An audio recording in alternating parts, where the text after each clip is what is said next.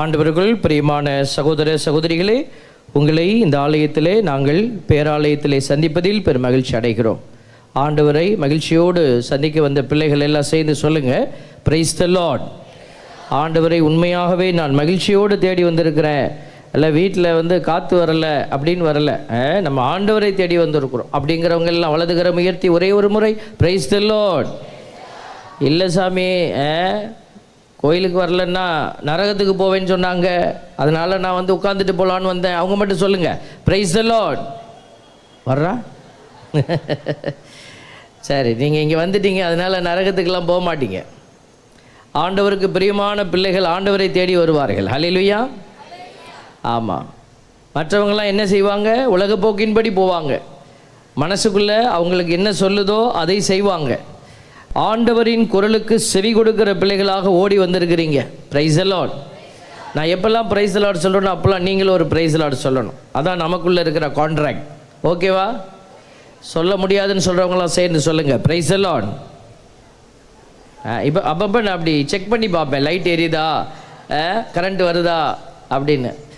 ஏன்னா ஆண்டவர் உயிருள்ள பிள்ளைகளோட தான் ஆண்டவர் பேசுவார், உயிரற்றவர்களோட ஆண்டவருக்கு வேலை இல்லை. Praise the Lord. ஆமாம், நம்ம உயிரோடு இருக்கிறோங்கிறத நம்ம காட்டிக்கிட்டே இருக்கணும் ஆண்டவருக்கு. நம்ம உடம்புல ஒரு பல்ஸ் ஓடிக்கிட்டே இருக்கும். நீங்கள் ஆஸ்பத்திரியில் அட்மிட் ஆகிட்டீங்கன்னா உங்களுக்கு ஒரு மிஷின் வச்சு பின்னாடி ஒரு டப்பா வச்சுருவாங்க, அதில் தெரியும் மானிட்டரில் உங்களுக்கு உள்ளே ஏதாவது ஓடிக்கிட்டு இருக்குதா இல்லையான்னு அது காட்டிக்கிட்டே இருக்கும். ஆனால் நம்ம உலகத்தில் வாழும் பொழுது கடவுளுடைய பிள்ளைகள் நம்ம ஆண்டவரோடு தான் இருக்கிறோங்கிறத பல்வேறு வகைகளில் காட்டிக்கிட்டே இருக்கணும். இப்போ தவக்காலம் எதற்கு நம்மளை தயாரிக்குதுன்னா, நம்ம எல்லோருமே கடவுளை போய் பார்க்கணும், முகமுகமாய் பார்க்கணும். மனுஷனை பார்க்கும்போது நமக்கு எவ்வளோ சந்தோஷம் வருது, ஆனால் கடவுளை பார்க்கும்போது நமக்கு எவ்வளோ சந்தோஷம் வரும் இல்லையா? அந்த சந்தோஷத்தை கொடுக்கத்தான் கடவுள் என்ன செய்கிறாரு? இந்த தவக்காலத்தில் நமக்கு நிறைய விஷயத்தை கற்றுக் கொடுக்கிறார்.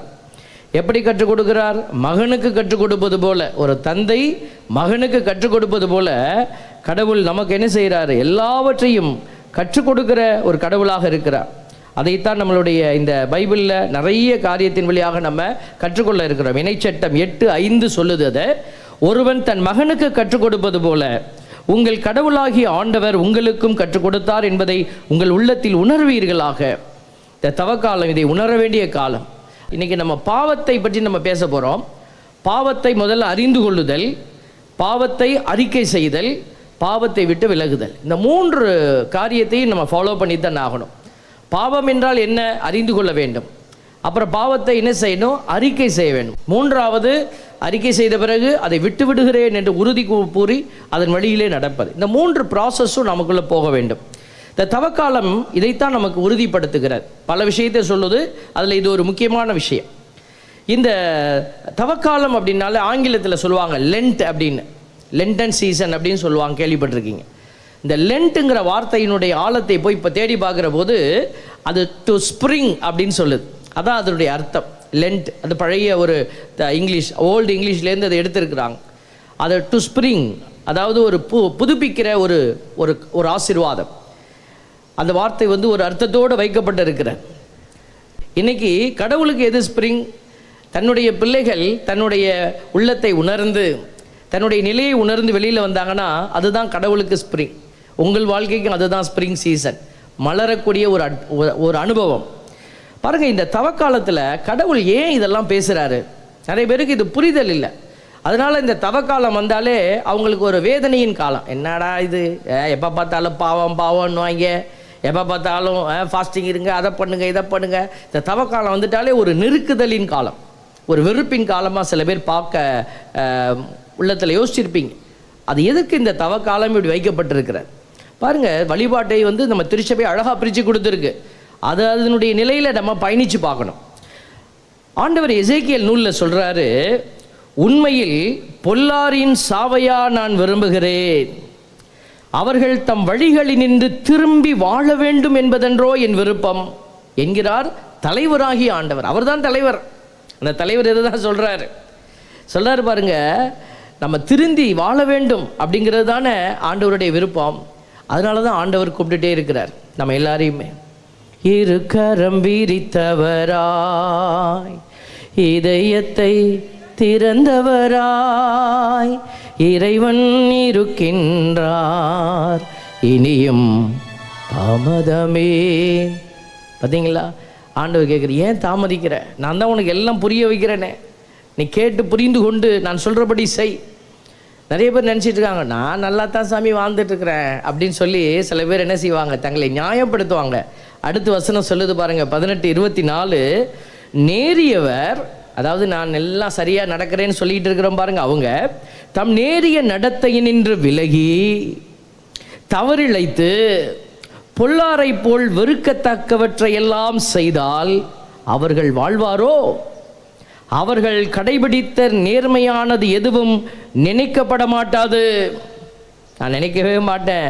அவர்கள் இழைத்த துரோகத்தின் பொருட்டும் செய்த பாவத்தின் பொருட்டும் அவர்கள் சாவர். அதனால தான் தேவ பிள்ளைகளே, இன்றைக்கி நம்ம எல்லோருமே உணர வேண்டியது, நல்லவங்கன்னு சொல்லிக்கிட்டு நினச்சிக்கிட்டு இருக்கிறவங்களும் உணரணும், பாவிகள்னு நினச்சிக்கிட்டு இருக்கிறவங்களும் உணரணும். இப்போ எல்லாத்துக்கும் கடவுள் கொடுத்த ஒரு அருமையான ஒரு வாய்ப்பு மனமாற்றம். மனம் மாறுங்க. கடவுள் இதைத்தான் நமக்கு சொல்லிக்கிட்டே இருக்கிறாரு. நிறைய பேர் நினச்சிட்டு இருக்கிறாங்க, மனம் மாறுறதுன்னா யார் மனம் மாறுறது? என் பிள்ளைகிட்ட தான் சொல்லணும், அவன் தான் இன்னும் மனம் மாறவே மாட்டேங்கிறான், கோயிலுக்கே வரமாட்டேங்கிறான்.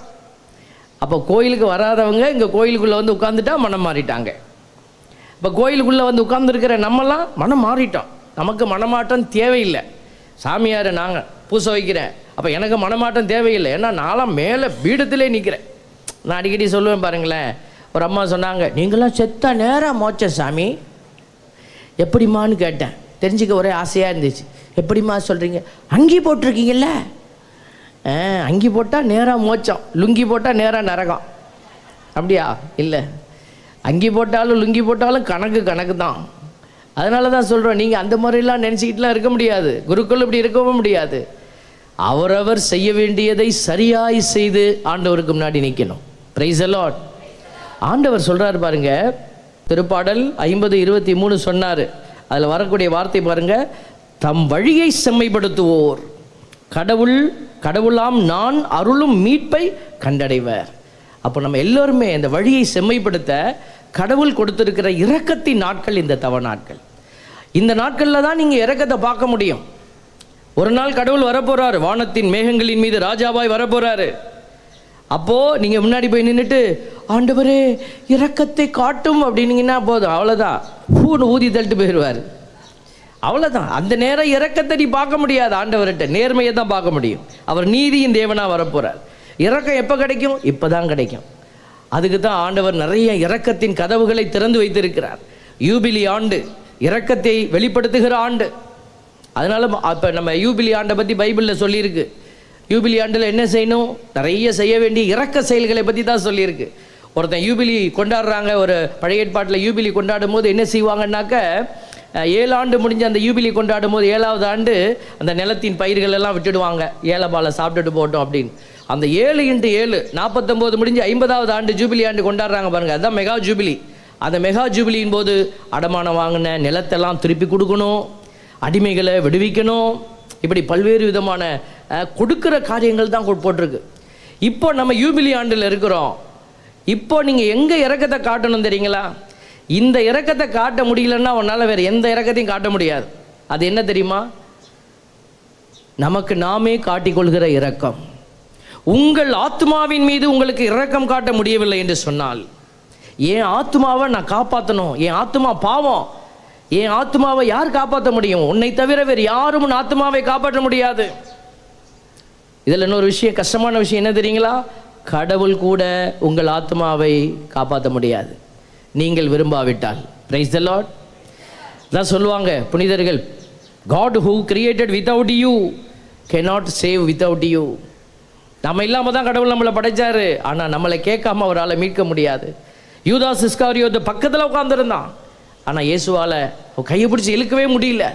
ஏன் தெரியுமா? அவனுடைய சுதந்திரம் அவனுக்குள்ளே இருந்தது. அதான் கடவுள் கொடுத்த பெரிய கிஃப்ட்டு. அதை பயன்படுத்துங்க. அதுக்கு தான் ஆண்டவர் இன்றைக்கி நம்மளை கூப்பிட்டுட்டே இருக்கிறார். இந்த மனமாற்றம்னா என்ன? உணர்வு நிலைக்குள்ளே வரதுங்க. உணர்வற்ற நிலையிலிருந்து ஒரு உணர்வு நிலைக்குள்ளே வந்து செய்ய வேண்டியதை செய்வது, அவ்வளோதான். கேட்குறதுக்கு ரொம்ப ஈஸியாக இருக்கும் அந்த ப்ராசஸ். அதுதான் ஆண்டவர் சொன்னார், இடுக்கமான வாயில் வழியே உள்ளே வாங்க. பாருங்கள், ஆண்டவர் இந்த மனமாற்றத்தை குறித்து பேசுகிற பொழுது 2 குறிப்பேடு 6:36 சொல்லுகிறது, பாவம் செய்யாத மனிதரே இல்லை, ஆதலால் அவர்கள் உமக்கு எதிராக பாவம் செய்தால் நீர் அவர்கள் மேல் சினம் கொண்டு அவர்கள் எதிரிகளிடம் கையளிக்க அவர்கள் தொலையிலோ அருகிலோ இருக்கும் எதிரியின் நாட்டுக்கு கைதிகளாக கொண்டு செல்லப்பட்டு அப்படி கொண்டு செல்லப்பட்ட நாட்டில் உணர்வு பெற்று, அங்கெங்கேயோ போய் ஒரு கஷ்டத்தில் கிடக்கிற போது உணர்வு பெற்று மனமாற்றம் அடைந்து, நாங்கள் பாவம் செய்தோம், நெறி தவறினோம், தீய வழியில் நடந்தோம் என்று அவர்கள் விண்ணப்பம் செய்தால், இதெல்லாம் எங்கே எப்படி நடக்கணும்? உணர்வு பெற்ற நிலையில் உணர்ந்து நடக்கணும். அப்பா அம்மா சொன்னோனையும் பிள்ளைங்க போய் ஆமாம் ஒருத்தர் கோயிலுக்கு வந்தான், என்னப்பா கோயிலுக்கு புதுசாக வந்திருக்கிறேன், வீட்டில் ஒரே தொல்லை சாமி தாங்காமல, எங்கள் அப்பா அம்மாவும் சேர்ந்து தொல்லை பண்ணுறாங்க, அதான் வந்து உட்காந்துட்டு போகலான்னு வந்தேன். இது உணர்வோடு நடக்கிறதில்ல, இது ஃபோர்ஸ். இப்போ உணர்வு பெற்ற நிலை அது உங்களிடமிருந்து வரணும். ஊதாரி மைந்தன் உணர்வு பெற்று தந்தை இடத்துல ஓடி வந்தான். பாருங்கள், ஆண்டவர் சொல்கிறார் பாருங்க, நீ இந்த மாதிரி நேரத்தில் இந்த மாதிரி உணர்வு நிலை பெற்று நீ விண்ணப்பம் செய்தால், என்ன விண்ணப்பம்? தங்களை கைதிகளாக கொண்டு சென்ற பகைவரின் நாட்டில் தங்கள் முழு இதயத்தோடும் முழு உள்ளத்தோடும் உம்மிடம் திரும்பி வந்து நீர் அவர்கள் மூதாதையருக்கு அளித்த தங்கள் நாட்டையும் நீர் தெரிந்து கொண்ட இந்நகரையும் உமது பெயருக்கு நான் காட்டியுள்ள இந்த கோவிலின் உமது பெயருக்கு நான் கட்டியுள்ள இந்த கோவிலையும் நோக்கி உம்மிடம் வேண்டுதல் செய்தால், இதெல்லாம் இங்கே நடக்குது. இப்போ இந்த இடத்துல நீங்கள் செய்து கொண்டு இருக்கிறீங்க. உமது உறைவிடமாகிய விண்ணகத்திலிருந்து அவர்கள் வேண்டுதலுக்கும் விண்ணப்பத்திற்கும் செவிசாய்த்து உமக்கு எதிராக பாவம் செய்த உம் மக்களை மன்னித்து அவர்களுக்கு வெற்றி வழங்குவீராக. பார்த்தீங்களா? இதெல்லாம் செய்தால் நீங்கள் வெற்றி கொடுங்க ஆண்டவர், இல்லைன்னா நீங்கள் வெற்றி கொடுக்க வேண்டாம். இதுதான் 2 குறிப்பேட்டில் அவர்கள் எடுத்து வைத்த ஜெபம். அப்போது நம்ம பழைய ஏற்பாட்டினுடைய அந்த தொடர்ச்சியை தான் நம்மளுடைய திருச்சபை இப்பொழுது பல்வேறு விதமான புதிய அணுகுமுறைகளோடு நம்மை அழைத்து சென்று கொண்டிருக்கிறார். முதல்ல உங்களை குறித்து யோசிக்கணும், அப்புறம் உங்கள் குடும்பத்தையும் நீங்கள் என்ன செய்யணும்? காப்பாற்றுவதற்கு முழு முயற்சி செய்யணும். என்ன செய்யணுங்கிறத நாங்கள் இடையில் சொல்லிக்கிட்டே இருப்போம், நீங்கள் அதெல்லாம் நல்லா கவனிக்கணும். அதனால் நீங்கள் கோயிலில் இருக்கணும், ஆண்டவரோடு இருக்கணும். ஆண்டவரை விட்டு பிசாசு நம்மளை கூட்டிகிட்டு போயிட்டே இருப்பான் வெளியே, நம்ம வெளியில் போயிடக்கூடாது. வீட்டில் இருக்கிறவங்களாம் சேர்ந்து சொல்லுங்கள், பிரைஸ் தி லார்ட். பார்த்தீங்களா எவ்வளோ பேர் வீட்டுக்கு போயிட்டீங்க? கொஞ்சம் பேர் என்னையே முறைக்கிறாங்க, இது எடுபட்டு போய் ஏமாற்றிட்டே இருப்பான் போல இருக்க. நான் இவ்வளவு அட்டென்ஷனோடு இருக்கிறேன், நீங்கள் இங்கேயே ஏமாந்து போகிறீங்களே. ஊர் உலகத்துக்குள்ளே போயிட்டீங்கன்னா பிசாசு உலகத்தின் தலைவன் எல்லாரையும் ஏமாற்றிக்கிட்டு இருக்கிறானே, அங்கே நம்ம எவ்வளோ ஏமாந்து போயிட்டு இருக்கிறோம். அதனால தான் நம்ம சொல்லிகிட்டே இருக்கிறோம், செக் யுவர் செல்ஃப். ஆண்டவர் பாருங்கள், இந்த நேரத்தில் தான் ஏமாற்றுவோர் பலர் தோன்றி இருக்கிறார்கள். நீ ஏமாந்துராத, ஆண்டவர் உங்களுக்கு இந்த அழைப்பை கொடுக்கிறார். பிள்ளைகளே, ஏமாற்றுவோர் பலர் இந்த உலகத்தில் தோன்றியுள்ளனர். அதெல்லாம் நம்ம யார் யாருன்னு நீங்கள் தேட தேவையில்லை. உங்களிடத்தில் இருக்கிற அந்த ஏமாற்றுத்தனமான உணர்வுகள் பாருங்கள், இந்த பாவத்துக்குள்ளே என்னத்தை பாவம்னா என்ன? பாவத்தை முதல்ல அறிந்து கொள்வது, அந்த பாவத்தினுடைய நிலைகள். இந்த கொடிய காலம் வருகிறது, அப்போ எதெல்லாம் பிசாசினுடைய அடையாளங்களாக இருக்கிறது, இதை நீங்கள் செக் பண்ணணும். 2 தீமோத்தேயு 3வது அதிகாரம் 1 இறைவசனங்கள் சொல்லுகிறது, இறுதி நாட்களில் கொடிய காலங்கள் வரவிருக்கின்றன என அறிந்து கொள். பார்த்தீங்களா? நீ தெரிந்து கொள்ளணும். இந்த வார்த்தையை அறிந்து கொள்னு வர இடத்துலலாம் நம்ம கொஞ்சம் கண்ணை உத்து பார்க்கணும்.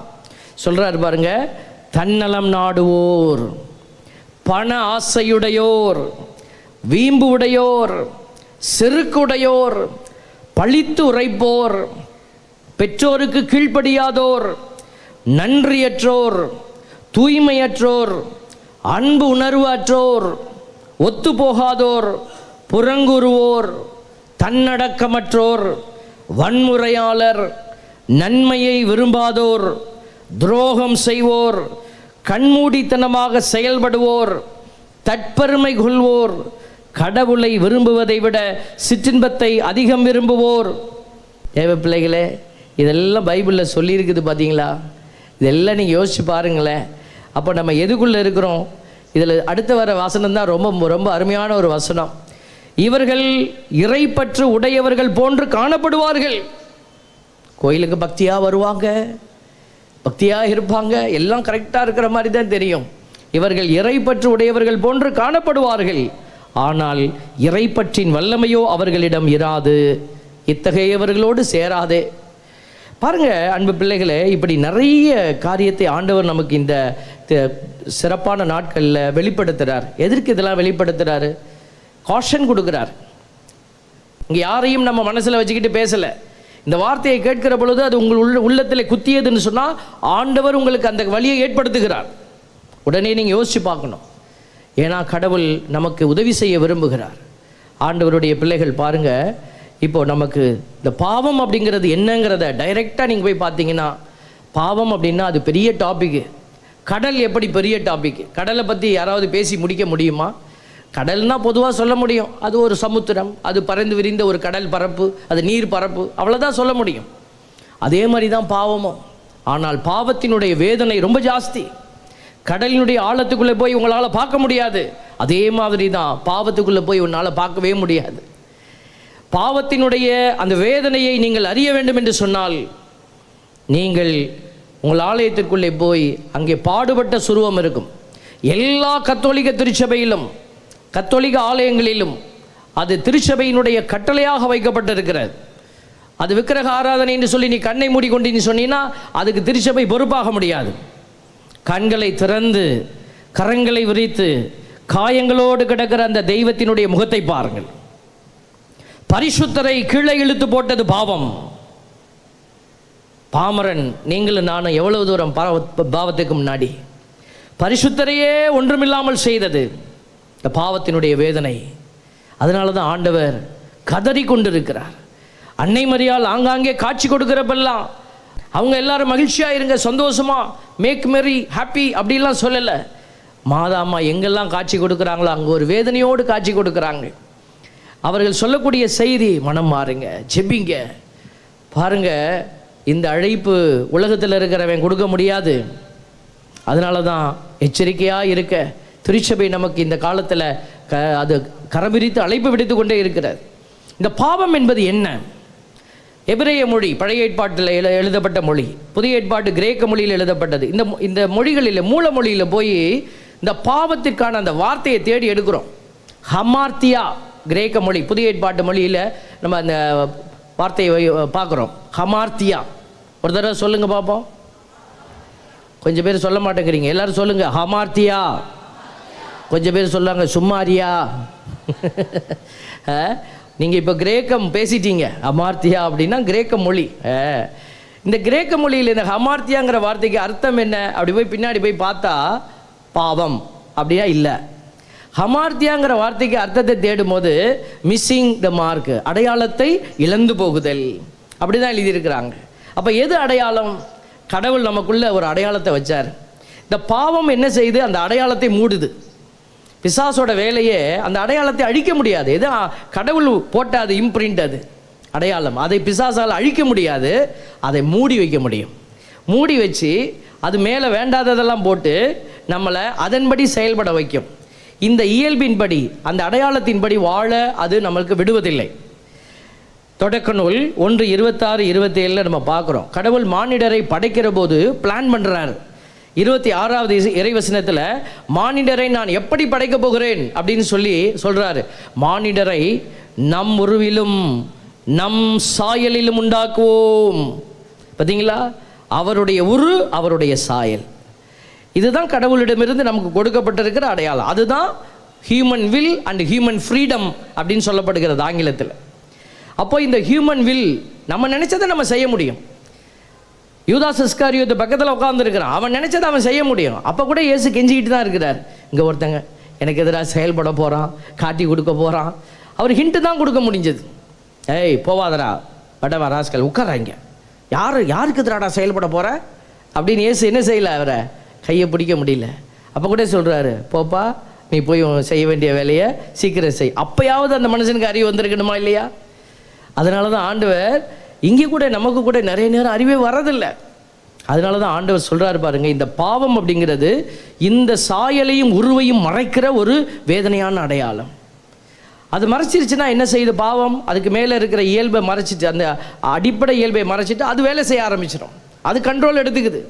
இப்போ உங்களுக்குள்ளே ஒரு இன்ஃபெக்ஷன் வந்துருச்சுன்னா அது என்ன செய்யுது? அது உங்கள் உடம்பை ஆர்டர் பண்ணுது. அது உங்களுக்கு ஏதாவது நோய்களை கொடுக்குது, அது விருப்பப்படி தான் உங்களை செயல்படுத்துது. அதே மாதிரி தான் பாருங்கள், இந்த அடையாளத்தை எல்லா இடத்துலையும் பார்க்குறோம். தொடக்க நூல் 5:1 பார்க்குறோம், கடவுள் மனிதரை படைத்த பொழுது அவர்களை தம் சாயலில் உருவாக்கினார். சாலமணி ஞான நூல் 2:23 பார்க்குறோம், கடவுள் மனிதர்களை அழியாமைக்கென்று படைத்தார். இதுக்காக தான் கடவுள் போராடிட்டு இருக்கார். இதை தான் நம்ம பேசுகிறோம். தம் சொந்த இயல்பின் சாயலில் அவர்களை உருவாக்கினார். சொந்த இயல்பின் சாயல், அது அழியாத ஒரு அடையாளம், அது அழிக்க முடியாது. ஒன்று, நீங்கள் இறந்த பிற்பாடு இந்த உடம்பு அழிஞ்சு போயிடும், உடம்பு மண்ணுக்குள்ளே போயிடும். இந்த உடம்பிலிருந்து வெளிவருகிற ஆத்மா இருக்குது பார்த்தீங்களா, அது ஒன்று ஆண்டவர்கிட்ட அழியாத ஆசீர்வாதத்துக்குள்ளே போகும், இல்லாட்டினா அழியாத நெருப்புக்குள்ளே போகும். 2 சாய்ஸ் தான். இப்போ இது நெருப்புக்குள்ளே போகிறதும் ஆண்டவர்கிட்ட போகிறதும் யாருடைய கையில் இருக்கிறது? யாருடைய கையில் இருக்குது? ஒருத்தர் சொல்கிறாரு, நம்ம கையில் நீ என்னையும் சேர்த்துக்கிறீங்க? உங்கள் உசுறு உங்கள் கையில் தான் இருக்குது. உங்கள் ஆத்மா எங்கே போகணும்? மோட்சத்துக்கு தான் போகணும் சாமி, அதுக்கு தான் ஆசையாக வந்திருக்கிறேன் அப்படிங்கிறவங்களாம் வலதுகிற முயற்சி சொல்லுங்கள். Praise the Lord. கை தூக்கலைன்னா அப்புறம் நடக்கிறது வேறு மாதிரி நடந்துடும். அதனால நீங்கள் விரும்புனீங்கன்னா ஆண்டவருக்கு விருப்பத்தை சொல்லுங்கள். ஹல்லேலூயா. எல்லாரும் மோட்சத்துக்கு போனால் ரொம்ப ரஷ்ஷாக இருக்குது சாமி, நான் நரகத்துக்கு போகிறேன், அவங்க மட்டும் சொல்லுங்கள் பிரைஸ் தி லார்ட். பரவாயில்லப்பா, எல்லாரும் சுதாரிச்சிட்ட மாதிரி தெரியுது. தேவ பிள்ளைகளே, ஆண்டவர் அதுக்கு தான் இன்றைக்கி நம்மளை கூவி கூவி அழைக்கிறார். என்ன பாருங்க, 2 கொரிந்தியர் 4:4 சொல்லுது.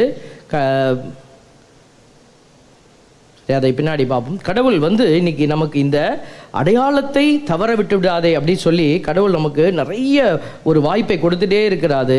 ஆண்டவர் அந்த ஒரு விஷயத்தை தான் இன்றைக்கி நம்ம உணரும்படி இந்த பாவத்தை குறித்து சிந்திக்க அழைக்கிறாரு.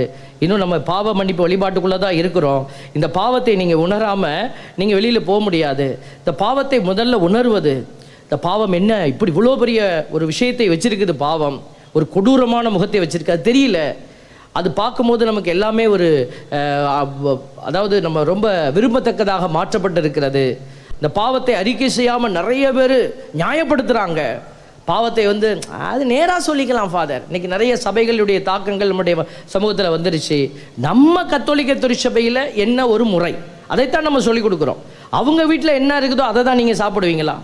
பக்கத்து வீட்டில் இன்றைக்கி பிரியாணின்னா உன் வீட்டில் பிரியாணி செய்வியா? பக்கத்து வீட்டில் தோசை சுட்டால் நான் தோசை சுடுவேனா? நிறைய பேர் அப்படி தான் வாழ ஆரம்பிச்சிட்டோம் இன்றைக்கி. பக்கத்து வீட்டில் என்ன வாங்குறாங்களோ அதுதான். ஒரு அம்மா அப்படி தான் செய்வாங்களாம். எய்த்த வீட்டுக்காரம்மா என்னென்ன வாங்குதோ அதெல்லாம் இந்த அம்மா வாங்கி வைக்கணும்னு ஆசைப்படுவாங்களாம். அவள் டிவி எல்ஜி டிவி வாங்கிட்டா, நீ முதல்ல வாங்கிட்டு வா. அப்படி ஒவ்வொரு சாமானும் அந்த அம்மா வாங்குறதெல்லாம் வாங்கி வச்சுச்சான். ஒரு நாள் விடிய காலம் 5 மணிக்கு வீட்டுக்காரர் எழுப்புது, எந்திரியா, என்னம்மா என்னாச்சு? எய்த்த வீட்டுக்காரி என்னத்தையும் வாங்கி வீட்டு வாசப்படியில் நிப்பாட்டி வச்சுருக்கா, நம்மளை வெறுப்பேத்துறா, சீக்கிரம் என்னன்னு பார்த்து அதை போய் நீ வாங்கிட்டு வந்து நிப்பாட்டிங்க. அவன் கண்ணை தடவிக்கிட்டே போய் என்னன்னு பார்த்தா ரோடு போடுறவன் ரோடு மிஷினை நிப்பாட்டி வச்சுருக்கான்.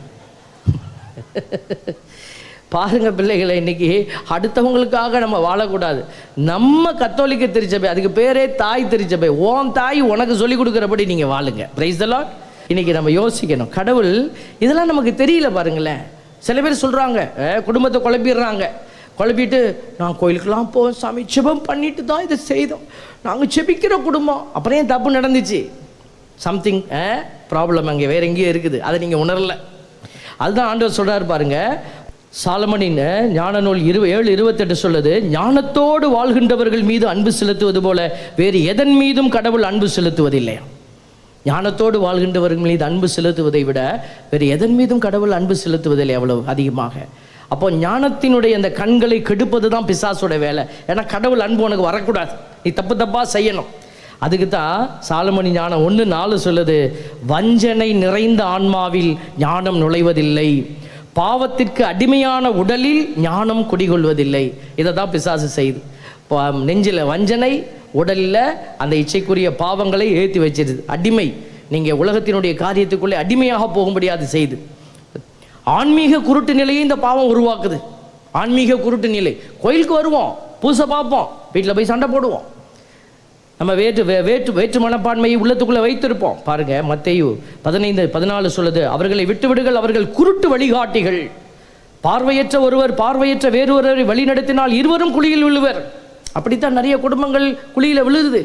பிள்ளைகளுக்கு அந்த கடவுள் நம்பிக்கை போயிடுது. பெற்றோர்கள் மரம் தன் கனியிலிருந்து அறியப்பட வேண்டும். கனி தப்பாக இருக்குதுன்னா மரம் தன்னை உணர வேண்டும். பாருங்க, ஆண்டவர் சொல்றாரு, குருட்டு வழிகாட்டிகளே உங்களுக்கு ஐயோ கேடு. நிறைய இடத்துல சொல்லிக்கிட்டே இருக்கிறாரு. இதெல்லாம் யாரை பார்த்து சொல்றாரு? படிச்சறிஞ்ச பரிசேயர், சதுசேயர், மறை வல்லுநர்கள், இவங்களை பார்த்து தான் சொல்றாரு. மத்தேயு 23:17 குருட்டு மடையறை எது சிறந்தது? பாருங்களேன், சும்மா நான் அந்த அடையாளத்தை மட்டும் காட்டிட்டு போறேன் பாருங்களேன். மத்தேயு 23:24 குருட்டு வழிகாட்டிகளே. இந்த வார்த்தையெல்லாம் ஆண்டவர் பயன்படுத்துறாரு பாருங்களேன். அதனால தான் ஆண்டவர் இன்னைக்கு நம்மகிட்ட சொல்றாரு, நீங்களும் குருட்டு மடையராக வழிகாட்டியாக இருந்துடக்கூடாது. அப்போ அதற்கு தடையாக இருப்பது, இந்த ஞானத்திற்கு தடையாக இருப்பது பாவம். அதை விட்டு வெளியில் வரணும்னு மனசில் நினைக்கணும். அதுதான் ஞானத்தினுடைய முதல் படி. பாருங்க, 2 கொரிந்தியர் 4:4 சொல்லுது, இவ்வுலகின் தெய்வம் நம்பிக்கை கொண்டிராதோரின் அறிவு கண்களை குருடாக்கி விட்டது. எனவே அவர்கள் கடவுளின் சாயலாய் விளங்கும் கிறிஸ்துவின் மாட்சி பொருந்திய நற்செய்தி ஒளியை காண முடிவதில்லை. அதனால தான் நிறைய பேரால் பைபிள் எடுக்கவும் முடியல, வாசிக்கவும் முடியல, வார்த்தையினுடைய வல்லமையை உணர முடியல. பைபிளை நீங்கள் 3 வாசகம் நம்மளுடைய திருச்சபையில் ஒவ்வொரு ஞாயிற்றுக்கிழமையும் நம்ம வாசகம் வாசிக்கிறாங்க, ஒவ்வொரு நாளும் வாசிக்கிறாங்க திருப்பலியில். நீங்கள் திருப்பலியை விடாமல் ஒரு 3 ஆண்டுகள் இந்த ரீடிங்கை கரெக்டாக ஃபாலோ பண்ணினீங்கன்னா பைபிளை ஒரு முறை வாசித்ததுக்கு சமம். அதை தான் பிரித்து வச்சுருக்கிறாங்க, ABC அப்படின்னு. பாருங்கள், நீங்கள் வீட்டில் உங்கள் பைபிள் இருக்கும், பைபிள் எடுத்து நம்ம ஒரு தடவையாவது வாசி முடிச்சிருக்கலாமே. எவ்வளவோ புத்தகத்தை வாசி பெரிய பெரிய படிப்பெல்லாம் படித்து நம்ம கை நிறைய சம்பாதிக்கிறோம். ஆத்துமாவை காப்பாற்றுறதுக்கு உரிய வாழ்க்கை புத்தகத்தை, வாழ்வின் புத்தகத்தை இன்னும் நம்ம வாசித்து முடிக்கல.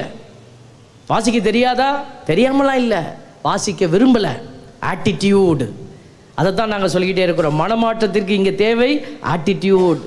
நம்ம மனப்பாங்கு மாற்றப்பட வேண்டும். நம்ம எல்லாம் நல்லவர்கள் தான், ஆனால் ஆண்டவர் விரும்பும்படியா இல்லை. பரிசேயர் சதுசேயர்களைப் போல நம்ம நின்று விழக்கூடாது. ஆண்டவர் சொல்கிறாரு பாருங்க, இந்த பாவம் நற்செய்தி ஒளியை காண முடியாதபடி நம்முடைய கண்களை மூடி விடுகிறது. உலகத்தினுடைய அடையாளமெல்லாம் பெருசாக தெரியுது. அடுத்தது சொல்கிறார் 1 யோவான் 2:11 சகோதர சகோதரிகளை வெறுப்போர் இருளில் இருக்கின்றனர். இந்த பாவம் என்ன செய்து? அயலாரை நம்மிடமிருந்து விலக்கி விடுது. அடுத்தவங்களோட ஒன்று சேர முடியல. சகோதர சகோதரிகளை வெறுப்போர் இருளில் இருக்கின்றனர், இருளில் நடக்கின்றனர், அவர்கள் எங்கு செல்கிறார்கள் என்பது அவர்களுக்கு தெரியவில்லை, ஏனெனில் இருள் அவர்களுடைய கண்களை குருடாக்கி விட்டது. அப்போ இந்த பாவம் என்ன செய்யுதுன்னா, அன்பு உறவு இல்லாதபடி. ஒருத்தர் வீட்டுக்குள்ளே போன உடனே உங்களை சுற்றி எத்தனை பேர் இருக்கிறாங்க நீங்களே கெஸ் பண்ணணும். உங்களை சுற்றி எல்லாத்தையும் நீங்கள் தள்ளிட்டீங்க. நான், என் புருஷன், என் பிள்ளை, நாங்கள் நிம்மதியாக இருக்கலான்னு இருக்கிறோம் அப்படின்னு நீங்கள் சொன்னீங்கன்னா யூ ஆர் ராங். உங்களுடைய உறவுகள் எங்கே? குற்றம் பார்க்கின் சுற்றம் இல்லைன்னு சொல்லுவாங்க. பெரியவங்க சொல்லி கொடுத்துட்டாங்க அப்போவே. குற்றத்தை பார்க்காத, சுற்றம் வராது குற்றத்தை பார்த்தீங்கன்னா.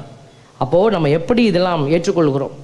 பாவம் எப்படி மனிதனுக்குள் நுழைகிறதுன்னு பவுலடியார் சொல்லி கொடுக்குறாரு. ரோமையர் 6:12 உடலின் இச்சைகளுக்கு உங்களை கீழ்ப்படிய செய்யும் பாவம், சாவுக்குரிய உங்கள் உடலின் மீது ஆட்சி செலுத்த விடாதீர்கள். இச்சைகள் பாவமா? இச்சைகள் பாவம் அல்ல. கண்ணால் பார்க்குறீங்க, அது இச்சை. வாயில் சாப்பிட்றீங்க, டேஸ்ட்டாக இருக்குது, அது இச்சை.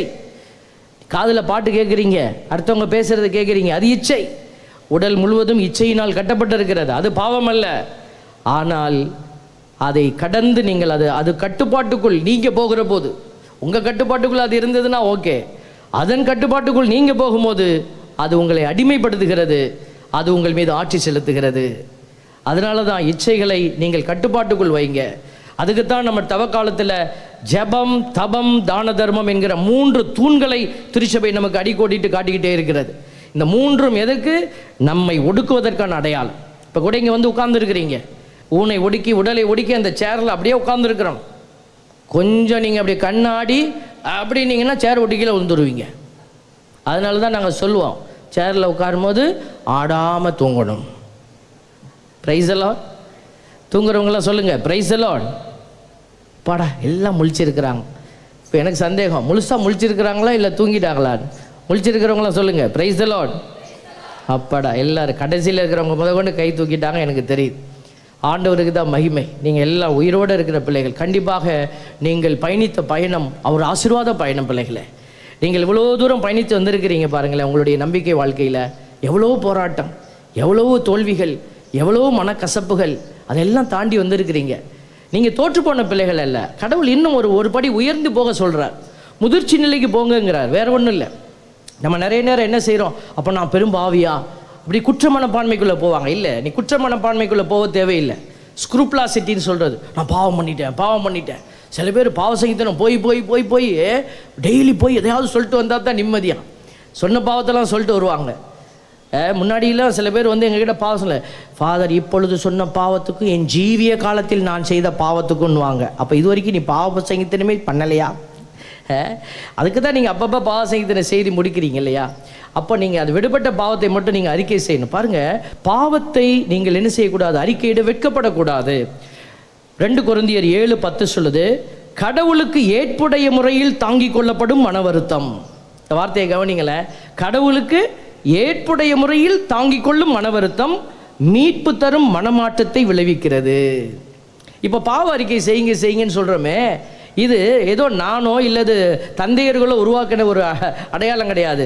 திருச்சபை நமக்கு கொடுத்த மிகப்பெரிய அற்புதம். இது தொடக்க காலத்திலிருந்து மாறி மாறி வந்து இப்பொழுது ஒரு ஃபார்மில் இருக்குது. ஃபாதர் உட்கார்ந்துருப்பார், நீங்கள் போய் காதில் அறிக்கை செய்ய வேண்டும். இன்றைக்கி நிறைய பேர் என்ன செய்கிறாங்க, நாங்கள் நேராக அறிக்கை செய்கிறோம். எல்லாம் யாருமே போய் யார்கிட்டையும் சொல்ல தேவையில்லை அப்படின்னு சொல்லி ஒரு புதிய சித்தாந்தம் நமக்குள்ளே பரவிட்டு கிடக்கு. அப்படி நீங்கள் செய்யவே முடியாது. நீங்கள் சொல்லி பாருங்கள், ஆண்டவரே நான் ஒரு கொலை பண்ணிட்டேன், ஆண்டவரே என் வீட்டுக்காரரை சொம்பால் அடிச்சிட்டேன். சொல்லி பாருங்கள், மன வருத்தம் வருமா? வராது. ஒரு உபச்சார பாவம் பண்ணிட்டேன் சொல்லி பாருங்கள், மன வருத்தமே வராது. இதை போய் ஒரு சாமியார்கிட்ட சொல்லணுன்னா தான் வலி வரும். அப்போ தான் தேடுது. ஒரு பாவ சங்கீதத்துக்கு போயிருக்கிற என் பக்கம் 5 பேர் நிற்கிறான், அங்கே 50 பேர் நிற்கிறான். உபதேசியார் தண்ணி கொண்டு வந்தார். நான் சொன்னேன், ஐயோ என்னப்பா மனசே கஷ்டமாக இருக்குப்பா, என்னப்பா 5 பேர் நிற்கிறான் 50 பேர் நிற்கிறான், நான் என்ன அவ்வளோ பெரிய பாவியா அப்படின்னு கிடையாது. இல்லை சாமி, அந்த ஃபாதருக்கு அந்த காது கேட்காது. சேர் போடும் போதே சொன்னாங்க, அந்த பக்கமாக போடுப்பா அப்படின்னாங்க. பாருங்கள் பிள்ளைகளே, கேட்காத காதுக்குள்ளே போய் ஏதாவது சொல்லிட்டு வந்துட்டா போதுமா? சில பேர் சில டெக்னிக் வந்து ஃபாலோ பண்ணுறாங்க. அது லேடிஸ்க்கு நல்லா அட்வான்டேஜாக இருக்குது, ஆம்பளைங்க தான் பாவம். அந்த புடவை எடுத்து அப்படி மூஞ்சியில் வச்சுக்கிறேன்.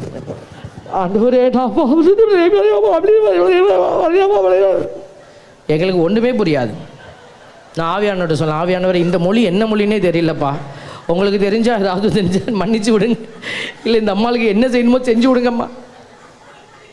ஒரு சில பேர் ஆரம்பிக்கிறது, சாமின்னா 1975 கல்யாணம் நடந்து சாமி. ஐயோ 75 ஆரம்பிச்சு எப்போ 25க்கு வர்றது? சில பேர் வந்து வீட்டில் இருக்கிற மற்றவங்களை பற்றியே குறை சொல்கிறது. வீட்கார் சாமி வீட்கார் அந்த பிறகு சொல்ல, ஏமா இருமா, இந்த கதையை எப்போ சொல்லி முடிக்க போகிற? பிரச்சனை என்ன இல்லை, இந்த மனுஷன் எப்படிலாம் செய்யும்போது 2 வார்த்தை நான் பேசி விட்டுருப்பேன். இது அப்போவே சொல்லியிருந்தேன்னா அப்படி போயிருக்கலாம். பாருங்க, டோன்ட் ஜஸ்டிஃபை. அதுதான் சொல்லுது பாருங்க, கடவுளுக்கு ஏற்புடைய முறையில் தாங்கிக் கொள்ளப்படும் மன வருத்தம். கடவுள் எப்படி உங்கள்கிட்ட விரும்புகிறார் அந்த மன வருத்தத்தை? அவன் போய் ஊதாரி மைந்தன் வரும்போது, அப்பா அந்த பையன் இருக்கா பாருப்பா, நான் ரொம்ப நல்ல பையன்ப்பா, அவன் தான்ப்பா எல்லாத்தையும் பிடிங்கிட்டு போயிட்டு. பாருங்க, அவன் சொல்லலை. அந்த மகன் ஒரு நல்ல அடையாளமாக இருக்கிறார். லூக்கா நற்செய்தி 15வது அதிகாரத்தில் நீங்கள் பார்ப்பீங்க, ஊதாரி மைந்தனுடைய கதையில் அவன் வந்து சொல்கிறான், அப்பா நான் பாவம், கடவுளுக்கும் உமக்கும் எதிராக பாவம் பண்ணேன். நீங்கள் செய்கிற ஒவ்வொரு பாவமும் முதல்ல யாரை அட்டாக் பண்ணுது? கடவுளை பாதி, கடவுளோட உறவை துண்டிக்குது. அவன் அழகாக லூக்கா நற்செய்தி 15 நீங்கள் அழகாக பாருங்கள், இந்த மகன் வந்து அப்பாட்ட பேசும்போது, அப்பா நீ கொடுத்த காசுலாம் நான் வீணாக்கிட்டப்பா, அப்படில கடவுளுக்கும் உமக்கும் எதிராக நான் பாவம் செய்தேன். அப்போது ஒரு பாவம் என்பது கடவுளுடைய அன்பையும் அயலாருடைய அன்பையும் துண்டிக்குது. அதனால தான் நீங்கள் அறிக்கை செய்யும்போது நியாயப்படுத்தக்கூடாது பிள்ளைகளை, நியாயப்படுத்தாதீங்க. உங்கள் பாவத்தை நீங்கள் பாவமாக அறிக்கை செய்யுங்க. சில பேர் பாவத்தை சொல்லும் பொழுது ஏதாவது புரியாத மொழியை போட்டு சொல்கிறது. சாமியாருக்கு இந்த வார்த்தை சொன்னால் புரியவே கூடாது, ஆண்டவருக்கு மட்டும் புரிஞ்சால் போதும். அதான் ஒரு ஃபாதர் புதுசாக சாமியார், புது பங்கு சாமியாராக போயிருக்கிறார். சின்ன சாமியாராக இருந்து அவர் போய் அந்த பங்கில் உட்கார்ந்தாரோ, அந்த பங்கில் இருக்கிற ட்ரெண்ட் அவருக்கு தெரியல. இந்த செக்ஷுவல் சீன்ஸ்லாம் அவங்க வந்து சூட்சமமாக சொல்லுவாங்களாம். வலிக்கு விழுந்துட்டேன்னு சொல்லுவாங்களாம். அது இவருக்கு தெரியல. இவர் போய் உட்கார்ந்தார், கோயிலுக்குள்ள வந்து சொன்னாராம், நான் 3 தடவை வலிக்கு விழுந்துட்டேன். அப்புறம் பாட்டு கிளாஸ்லேருந்து ஒரு அம்மா வந்து சொன்னாங்க, 2 தடவை வலிக்கு விழுந்துட்டேன். சாமியாருக்கு ஒன்றும் புரியாமல் பூசையில், அன்பார்ந்தவர்களே, நம்ம ஆலயத்தை சுற்றிலும் நிலம் சற்று வலுவழுப்பாக இருக்கிறது, தரை வழுக்குகிறது, அதனால் நிறைய பேர் வலிக்கு விழுந்துட்டேன்னு பாவசங்கத்தில் சொன்னாங்க. கோயில் பிள்ளைக்குள்ளே 3 தடவை விழுந்துருக்கிறாராம். அந்த அம்மா 2 தடவை விழுந்து எல்லாரும் ஓடிவிட்டான் வழியே. அதனால் அந்த புரியாத மொழியெல்லாம் சொல்லி நீங்கள் சாமியாரெல்லாம் கன்ஃபியூஸ் பண்ணக்கூடாது. நீங்கள் நேர்மையாக சொல்லி நீங்கள், அதாவது அங்கே உட்காந்துருக்கிற குருவானவர் மனிதர் தான், பலவீனத்தில் உங்களை போல் பலவீனராக தான் நிற்கிறோம் நாங்களும். அதனால் நீங்கள் எந்த பாவத்தையும் இப்படி மறைச்சி ஒழிச்செல்லாம் சொல்லணும்னு அவசியம் இல்லை. பாவத்தை பாவமாக சொல்லுங்கள், அவ்வளோதான்.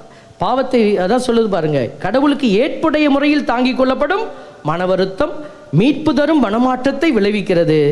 இதில் வருத்தப்படுவதற்கு ஒன்றுமில்லை, ஆனால் உலக போக்கிலான மன வருத்தம் சாவை விளைவிக்கும்.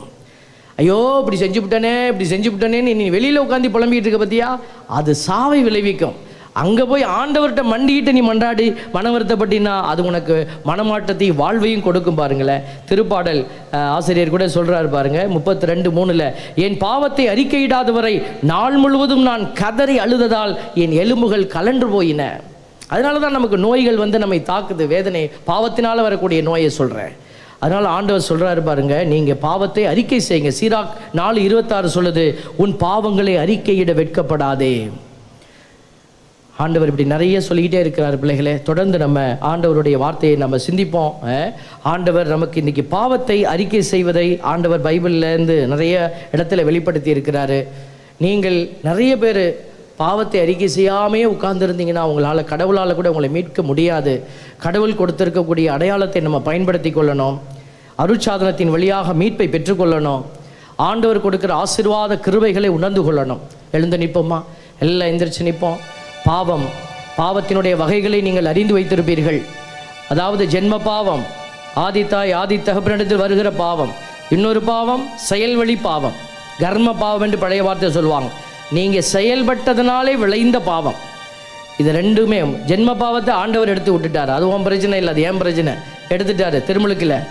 இப்போ செயல்வழி பாவம் நீங்கள் தான் டச் பண்ணணும். அதில் தான் 2 விதமான வகைப்படுத்தப்படுது. அதுதான் வீனியல் சின், சின்ன பாவம், அற்ப பாவம், இன்னொன்று சாவான பாவம். இது ரெண்டையும் நீங்கள் உணர்ந்து கொள்ள வேண்டும். செய்ய வேண்டியதை செய்யாமல் விட்டினா பாவம், செய்யக்கூடாததை செய்தாலும் பாவம். யூதாசு செய்யக்கூடாததை செய்தான், பேதுரு செய்ய வேண்டியதை செய்யாமல் விட்டார். 2 பேருமே பாவத்தின் நிலையில் நின்னாங்க. ஒருத்தர் ஆண்டவரை நோக்கி ஓடி வந்தார், மன்னிக்கப்பட்டார், ஆண்டவர் அவரை உயர்த்தினார். ஒருவன் தனக்குரிய தீர்ப்பை தானே எழுதி கொண்டான். ஆண்டவர் உன்னை தீர்ப்பு கொடுக்க அல்ல, மன்னிப்பு கேட்க தான் கூப்பிடுறார். நீ எவ்வளோ பெரிய பாவியாக இருந்தாலும் ஆண்டவர் இந்த பலியில் உங்களை மன்னிக்க போகிறார். என் அன்பு பிள்ளைகளை, கண்களை மூடுவோமா, கரங்களை மார்பிலை வைப்போமா? அப்படியே பாவத்தை நினைச்சு பாருங்க. உங்கள் பாவம் சிவந்த செந்தூரமாய் என் கண்களுக்கு முன்பாக இருக்கிறது, ஆனால் அதை நான் வெண்பனி போல் மாற்றுவேன். ஆண்டவர் வாக்குறுதி கொடுத்த தேவன் பிள்ளைகளே, ஆண்டவரே நீ மன்னியும், ஆண்டவரே நீ கேளு. உன் மனமாற்றம் உன்னை சார்ந்தது. ஆண்டவர் உன்னை விடுவிக்க இந்த இடத்திலே அசைவாடி கொண்டிருக்கிறார். உன்னை விடுவிக்க அவர் உனக்காய் ஏக்கத்தோடு காத்திருக்கிறார். ஆண்டவர் உன்னை காப்பாற்றுவதற்காக வழிகளை அவர் ஏற்படுத்தி வைத்திருக்கிறார். இதோ கடந்து வருவாயா? ஒப்புக்கொடு இயேசுவின் கரத்திலே. வல்லமையான நம்முடைய கல்வாரி இரக்கம் பிள்ளைகளின் மீதும் எங்கள் மீதும் இப்பொழுதே கடந்து வருவதாக. கல்வாரி மலையில் நீர் சிந்திய இரத்தத்தினால் எங்களை நீர் மீட்டெடுத்தீரே அப்பா. இந்த பலியின் மீட்பினால் நாங்கள் மீட்படைய தெய்வீக இரக்கம் பிள்ளைகளை தொடுவதாக. மனமருந்து மகனே, மனமருந்து மகளே, ஆண்டவர் உன்னை தொடுகிறார். உன் பாவங்களை அவர் கழுவுகிறார். உன்னை உடைத்து உன்னுடைய புதிய இயல்பை அவர் உனக்கு மீண்டும் ஆடையாய் கொடுக்கிறார். பரிசுத்த தெய்வம், இரக்கத்தின் தெய்வம், உன்னை மீட்பதற்காக தன் நிலையை விட்டு இறங்கிய தெய்வம், வார்த்தையான தெய்வம் உன் அருகே நின்று கொண்டிருக்கின்றார். உன்னை அவர் பெயர் சொல்லி அழைக்கின்றார். ஓடிவா என் மகளே, ஓடிவா என் மகனே என்று அழைக்கும் ஆண்டவர் குரல் கேட்பாயோ? ஒரு விசை கண்களை மூடி ஆண்டவரை பார், இரக்கத்தின் தெய்வத்தை பார். அவர் உனக்காய் காத்திருக்கிற தெய்வம். அவர் காலடியில் விழுவாயோ? ஆண்டவரே, நான் இந்த பாவத்தை செய்தேனப்பா, உன் தலையில் முள்முடியை நான் வைத்தேன் ஆண்டவரே, உன் கரங்களில் ஆணிகளை நான் வைத்து அடித்தேனப்பா. என்னுடைய இச்சைக்குரிய பாவத்தினாலே முகத்தில் காரி உமிழ்ந்தேன் தகப்பனே. இந்த தவ காலத்தில் அதை உணர எனக்கு வாய்ப்பளித்தீர் தகப்பனே. என் இதயத்தை தொடுகிறீர் ஆண்டவரே. இதோ ஆண்டவருடைய பாதத்தில் அந்த மகள் ஓடிப்போய் தன் கையில் இருந்த விலை உயர்ந்த அந்த படிக தைலத்தை உடைத்து அதை ஆண்டவருக்காய் செலுத்தி அவர் கழுவி தன் கூந்தலால் துடைத்தார். இதயத்தால் துடைத்து பார். இயேசுவிடத்திலே பேச, அப்பா நான் பாவி வந்திருக்கிறேன். சொல்லு மகளே, மகனே சொல், ஆண்டவரிடத்திலே சொல். ஆண்டவர் வேற எங்கும் இல்லை, உன் அருகே நின்று கொண்டிருக்கிறார். இயேசு உன்னை விடுவிக்கிறார். இயேசு உன்னை அன்பு செய்கிறார். இயேசு அவருடைய உருவையும் சாயலையும் உனக்காய் மீண்டும் அளிக்கிறார். நன்றி இயேசுவே, நன்றி ஆண்டவரே.